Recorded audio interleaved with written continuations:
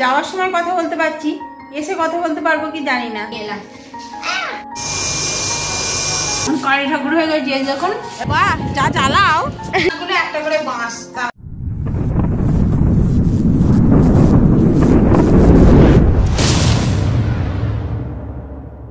Hello বন্ধুরা, welcome back to our channel. আশা করছি আপনারা সকলে ভালো আছেন, আমরাও অনেক ভালো আছি। তো এখন হচ্ছে বিকাল 5টা বাজে। এখন থেকে আমি আমার ব্লগটা স্টার্ট করলাম। তার কারণ হচ্ছে সকালবেলা থেকে আমি শুয়েছিলাম, শরীরটা খুব খারাপ, কালকে সারা রাত ঘুমাতে পারিনি। এদিকে দাঁতটা তুলেছিলাম, আবার উপরে একটা দাঁত আধখানা হয়ে আছে নাকি, তো সেইটা প্রচুর যন্ত্রণা হচ্ছিল। তো কালকে রাত্রির বেলা এই কানটা, মাথাটা আর ঠিক এই জায়গাটা, মানে এতটুকুটা পুরো প্রচুর যন্ত্রণা হচ্ছিল। সারা রাত ঘুমোইনি, চুপচাপ বসেছিলাম, মানে একবার বসছি একবার শুচ্ছি এইরকম করছিলাম।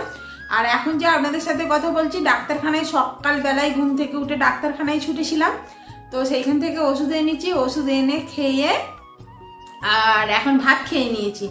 আমি রান্না বান্না করতে পারিনি, শুধু ঝাড়ু মেরেছি আর রগটা মুছেছি। যখন আর কি ওষুধটা খেয়ে একটু কমেছে তখন ঝাড়ু মেরেছি, রগটা মুছেছি। আর তাউসবাবু রান্না করেছে। আর আজকে আমাদের নিরামিষ, আজকে আমাদের বৃহস্পতিবার, তো সেই জন্য নিরামিষ। তো তাউসবাবু কড়াইয়ে ডাল করেছে, বেগুন ভাজা করেছে আর তার সাথে বাঁধাকপির সবজি করেছে। তো দুপুরবেলা খাওয়া দাওয়া হয়ে গেছে। আর তারপরে ভাবলাম যে এখন মোটামুটি শরীরটা ভালো লাগছে, তাহলে ব্লগটা শুরু করি। তো সেই জন্যই আর কি বেশি মানে ব্লগ নেই আপনাদের সাথে শেয়ার করার জন্য, সেই জন্যই আর কি ব্লগটা শুরু করলাম। তো বাবু মান্টুতে এসে গেছে, এই একজন শুয়ে আছে কম্বল মুড়ি দিয়ে, বাবু শুয়ে আছে। আর মান্টু টিউশনে যাবে, মান্টুও যাবে বাবুও যাবে টিউশনে আর কি। তো ওরা এখনো পর্যন্ত রেডি হয় না, এখনো হাতে টাইম আছে, 5:30টার সময় যাবে। এখন ওই 5টা 5:10 হয়েছে হয়তো। তো চলুন ব্লগটা এখান থেকে শুরু করলাম। তারপরে এখান থেকে রাত পর্যন্ত কি কি করছি সেগুলো অবশ্যই আপনাদের সাথে শেয়ার করব। ব্লগটা দেখতে থাকুন আর সাথে থাকুন। কি নিচ্ছিস? কি ওটা দেখা? আর চুল বেঁধে গিয়েছিল, চুলটা খুলেছে, দেখুন কেমন সেই কেমন একটা লাগছে। নে চোখ বুঝিছি নে। কি এগুলো দেখি? চাটনি তো এগুলো না, এই যে এখানটা আচার আচার আচার আচার খোল খোল খোল একটা দিন। কি 10 টাকার 10টা চামচ চাটনি 10 টাকার 10টা। এই যে কি তেঁতুলের ওইটুকুনি করে দিয়েছে। হ্যাঁ, এগুলো 1 টাকা করে পিস। 5 6 7 8 9 10। না খাও তুমি একটা, খা দাদা। এই যে এইগুলো দিয়েছে, এই দিয়েছে বলছি, এইগুলো মান্টু নিয়ে এসেছে, কিনে নিয়ে এসেছে একটা। তো একটা খাই। তো এই যে একটা নিয়ে নিয়েছি। আর কি ঠান্ডা ঠান্ডা হাওয়া আমিও ব্লু কালার নিয়েছি। এই ভাত খেয়েছি অম্বল না করে। আমরা চেস করব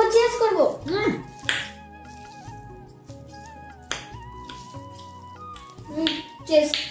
এরা আবার চেস দারুণ লাগছে।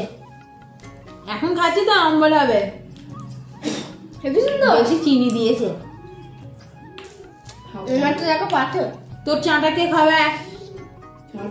নিয়েছিস যেগুলো শেষ কর, মানে এগুলো নিতে হবে না, আমরা খেয়ে নেবো। আমি ওকে বলছি একটাই শুধু দেবো, এইটুকুনটা একবার টানলেই মুখের ভিতরে চলে যাবে, কিন্তু এটা বাট বাচ্চাদের মতো না, খাওয়ার মজা নিয়ে খেতে হয়। খাওয়ার মজা নিয়ে খেতে হয়। হ্যাঁ, আমরা মজা নিয়ে খাচ্ছি। মজা বাইরে দিয়ে পুরো আছে মজা। এরপরে হবে সাজা। মা মান্টু যাবে বাজা। শুধু এই দেখুন আপনাদের একটা জিনিস দেখাচ্ছি। এই যে এটা চিনির ডেলা পুরো। পুরো মিষ্টি, একটু টক নেই, পুরো চিনির ডালা। দেখো ভালো লাগছে না খেতে। ছোটবেলায় এগুলো ঠিক আছে, বাট বড়বেলায় ভালো লাগছে না। তো চলুন, এখনো পর্যন্ত 7খানা আছে, সেগুলো শেষ করি। এটা আবার কি হলো কি জানি, ক্যামেরা সরিয়ে দিচ্ছে আর আমার ক্যামেরা বেঁকে মুখে আছে। আমার গুলো দুটো পেপার দে। তো চলুন খেয়ে নি। তো আমি কি করে কথা বলবো বুঝতে পারছি না। দুটো খেয়েছি, আমার মানতে একটা দিল, মোট 3টে খাচ্ছি আমি 3টে খাইছি। আমি কালী ঠাকুর হয়ে গেছি যখন। আমি 4টে খাচ্ছি। আর বসে বসে কতক্ষণ আর বসে বসে কতক্ষণ ধরে খাবো, কাজগুলোও তো করতে হবে নাকি। আর এই যে জামা কাপড় নিয়ে নিয়েছি, জামা কাপড়গুলো মেলতে হবে। তারপরে ছাদেতে চাল দেওয়া আছে রোদে, আর যদি টাইম মতো যাই, যদি টাইম মতো না যায় তাহলে ওই চালগুলো আবার হয়ে যাবে, মানে যে রোদটা পেয়েছে সেই রোদটা হয়ে যাবে। তো সেই জন্য আর কি আবার তাড়াতাড়ি গেলাম। ও গায়ে কি ঠান্ডা হাওয়া।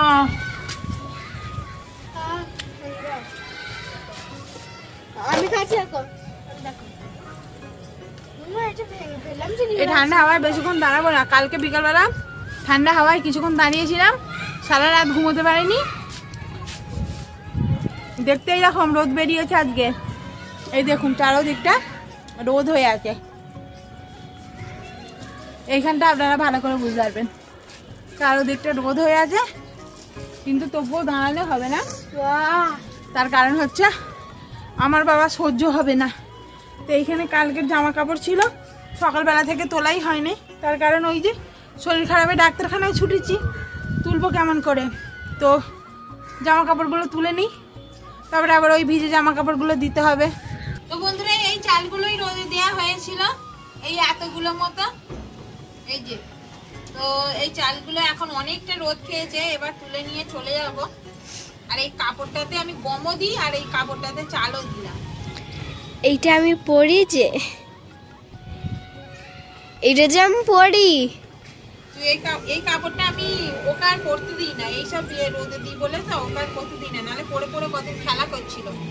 তো যাই হোক, চালটা থেকে কেমন একটা সেই রোদে দিলে গন্ধ বেরোয় না, সেরকম গন্ধ বেরোচ্ছে।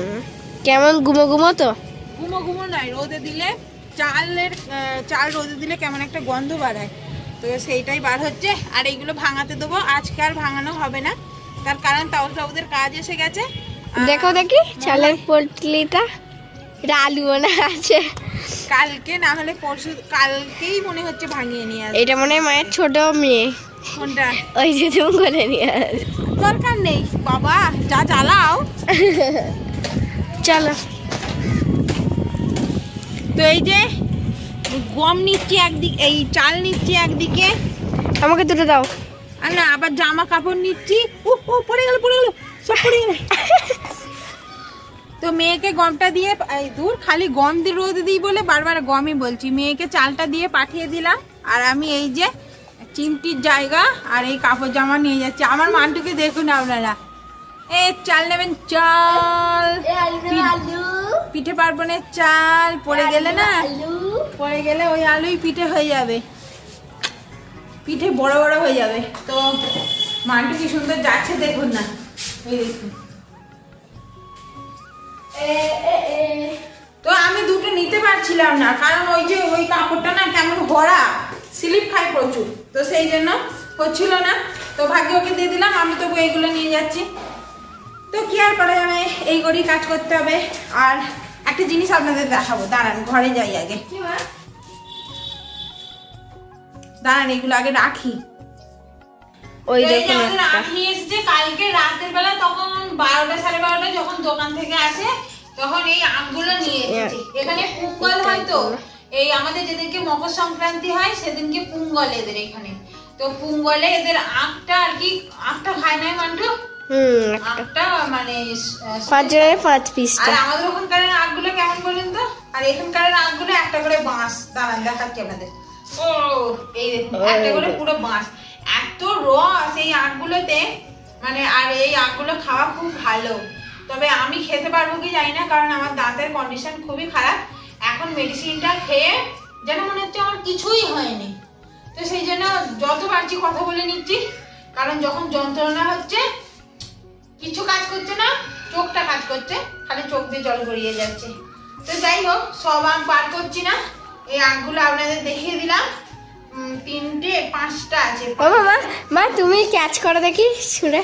না বাবা, 5 জনের 5 পিস আছে, যে এইটা নেবে তাকে একে একটুখানি দিতে হবে, কারণ এইটা ছোট, ওইটা আমার জন্য মনে এইটা হচ্ছে, বড়। ওই যে যে তুমি হাত দিলে সেটা মনে হয় আমার জন্য, এইটা এইটা আমার মনে। তো চলো রেখে দিই, এই আমগুলোকে আপনাদের দেখাবো বলে এটা নিয়ে এলাম। আগেরবারে ডাক্তারখানায় যখন গিয়েছিলাম তখন প্রেশার ছিল না, তো সেই জন্য দাঁত তুলতে চাইছিল না। তো এবারেও কালকে যেহেতু ঘুম হয়নি, তো সেই জন্য আর কি প্রেশার কেমন হবে জানি না। আর আমার প্রেশার সবসময়ই কম থাকে, সেই জন্য ডিম সিদ্ধ বসিয়ে দিয়েছিলাম। ওই যে প্রেশার কুকারে ডিম সিদ্ধ বসিয়েছিলাম, তো ডিম সিদ্ধ দুটো বসিয়েছি, একটা নয় দুটো বসিয়েছি। তো ডিম খেয়ে তারপরে দাঁত তুলতে যাব। তো ডাক্তারে বলেছে প্রেশার কম থাকলে নাকি রক্ত বন্ধ হয় না। তো সেই জন্য আর কি আমাকে ভালো মন্দ খেয়ে যেতে বলেছে। আমি যতই ভালো মন্দ খাই আমার প্রেশার লোই থাকবে, তবুও ডিমটা খেয়ে যাই, ডাক্তারে কি বলে দেখি। আর ভিডিও আমি এমনিতে রাতের বেলা এইসব এডিটিং করি, আজকে এখন অন্তত ভয়েসটা দিয়ে দিলাম, যাতে আর কি এসে এবার কাটাকুটি বা যেগুলো বাদ বাকি থাকে সেইগুলো করতে পারবো। তো সেই জন্য আর কি। আর এমনিতে শরীরটা এত উইক হয়ে আছে, হাঁপিয়ে যাচ্ছি আমি কথা বলতে গিয়ে, ওদিকে ভয়েস দিতে গিয়েও আমি হাঁপিয়ে যাচ্ছিলাম। তো যাই হোক চলুন, এবার প্রায় এখন আমাকে 6টায় যেতে বলেছিল, এখন 6:30 বাজে। তো ডিমটা খেয়ে নিই, খেয়ে তারপরে যাবো। এখানে একটা ডিম আছে, আর এই যে একটা ডিম ছাড়িয়ে নিয়েছি, তো দুটো ডিম খেয়ে নিই। আর আমি যখনই ডিম আর কি ছাড়াতে যাই তখনই এইরকম একটু একটু ফেটে যায়, কেন কি জানি। তো চলুন খেয়ে নিই। ডিম খেয়ে রেডি হয়ে গেছি, আর এখন যাচ্ছি। তো যাওয়ার সময় কথা বলতে পারছি, এসে কথা বলতে পারবো কি জানি না। তো চলুন বেরিয়ে পড়ি। এখানে সব নিয়ে নিয়েছি, কাগজপত্র, চাবি সব নিয়ে নিয়েছি। তো চলুন বেরিয়ে পড়ি। আর এখন বাজে হচ্ছে আপনার 7টা। বাবু মান্টু আসবে 8টা, 8:30টায়। 8টায় আসবে না, 8টা 10, 15, 20তে আসবে। ততক্ষণে মনে হচ্ছে এসে পড়বো। তো দেখা যাক কি হয়। বাইরের আলোটা জ্বালিনি। ডিম ফিম খেয়েছি তো পেটে কেমন ভরা ভরা লাগছে। কদিন অন্তরেই আমাকে 2 দিন আর কি দাঁত তুলতে হচ্ছে। দাঁতে যন্ত্রণা মারাত্মক যন্ত্রণা, যাতে থাকা সম্ভব না। চলুন চাবি দিয়ে বেরিয়ে পড়ি। আর ডাক্তারখানায় গিয়ে কথা বলতে পারবো কি জানি না, রাস্তাতে কথা বলতে পারবো কি জানি না। একটু তাড়াহুড়ো করেই যাব, তার কারণ এখন 7টা বাজে। আবার 8টা, 8:30টার সময় বাবু মান্টু যদি এসে পড়ে প্রবলেম আছে। একটু তাড়াতাড়ি গেলে যদি তাড়াতাড়ি হয়ে যায় সেইটাই ভালো। বাচ্চারা সব চেঁচামেচি করছে। তো চলুন চাবি দেওয়া হয়ে গেছে, বেরিয়ে পড়ি।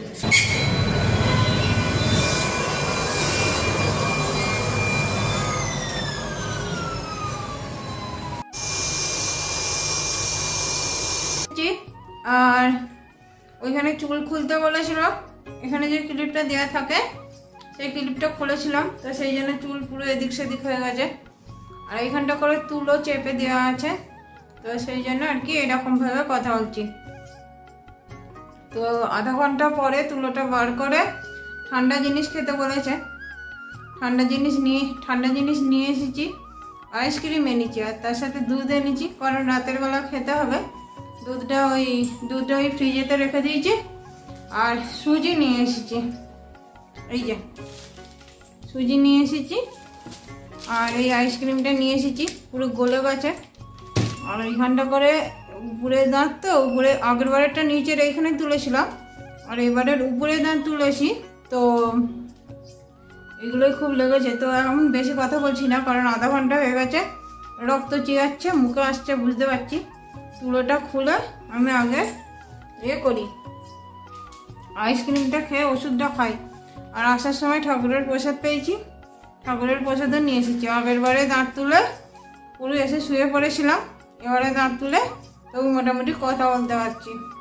তো চলুন তুলোটা খুলে আইসক্রিমটা খেয়ে ওষুধ খাই। রক্ত চিয়াচ্ছে, মুখেতে আসছে বুঝতে পারছি। বাবু মান্টুর যেহেতু টিউশন ছিল সেহেতু একাই দাঁত তুলতে গিয়েছিলাম। আর ডাক্তার যেই সময়ে বলেছিল, মানে সকাল করে যেতে বলেছিল একটু, যাতে আর কি আমার তো শরীরের কন্ডিশন খারাপ, প্রথম থেকেই প্রেশার লো, আর প্রেশার লো থাকলে মানে রক্ত পড়াটা বন্ধ হবে না। তো রাতের দিকে যদি যাই তখন যদি রক্ত পড়া বন্ধ না হয় একটু বাড়াবাড়ি হয়ে যাবে, তো সেই জন্য সন্ধ্যার দিকে যেতে বলেছিল। তো যাই হোক সন্ধ্যাবেলার দিকে দাঁত তুলতে গিয়েছিলাম। আর আমি যেহেতু একা গিয়েছিলাম তো সেহেতু আমাকে মেডিসিনটাও একাই নিতে হয়েছে। সুজি নিয়েছিলাম একটা দোকান থেকে, আবার সেই দোকানে দুধ ছিল না, অন্য দোকানে গিয়ে দুধ নিলাম। তারপরে আইসক্রিম নিলাম, তারপরে নিচে প্রসাদ দিচ্ছিল, প্রসাদ নিয়েছি। তো এই করে করে এদিক সেদিক করে করে দাঁতে যে তুলোটা দেওয়া ছিল সেই তুলোটা মানে ভিজে গিয়েও রক্ত মুখে মানে রক্ত বেরিয়েই যাচ্ছিলো। তো আপনাদের তো একটু আগে দেখালাম দাঁতগুলোতে রক্ত হয়ে আছে। তো অনেকক্ষণ ধরে মানে আইসক্রিমটা খেলাম, ভাবলাম যে দাঁতে রক্ত পড়াটা বন্ধ হয়ে যাবে, কিন্তু না, সেটা আর হয়নি, রক্ত পড়েই যাচ্ছিলো।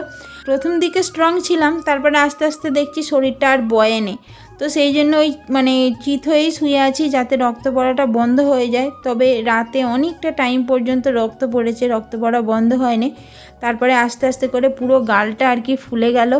তো যাই হোক, ছেলেকে ভাতটা চাপাতে বলেছি, তার কারণ দোকানে কাজ আছে, তাপসবাবু আসতে পারবে না, নাহলে তাপসবাবুই করতো আর কি।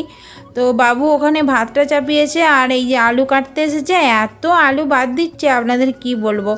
তো আলু ভাতেটা আর কি দেবে, রাতের বেলা এইটাই রান্না হবে, আর কিছু করা আমার পক্ষে সম্ভব নয়, আর আমি তো করতেই পারিনি, দেখলেন শুয়েই আছে। তো আলু ভাতে ভাত, আর আমি যে আমার সুজিটা করব সেই ক্ষমতাও আমার আর শরীরে নেই সত্যি কথা বলতে। তো সুজিটা লাস্টে রাতে 12টার সময় করে এসে তাপসবাবু। তো যাই হোক, এই কষ্ট নিয়েই ব্লগটা এখানেই শেষ করে দিচ্ছি। এখন ভালো আছি, বাট সেই সময়টা করে অনেকটাই কষ্ট হয়েছে আমার। তো চলুন ব্লগটা এখানেই শেষ করে দিচ্ছি। সবাই ভালো থাকবেন, সুস্থ থাকবেন, দেখা হবে কালকের আর একটা নতুন ব্লগে।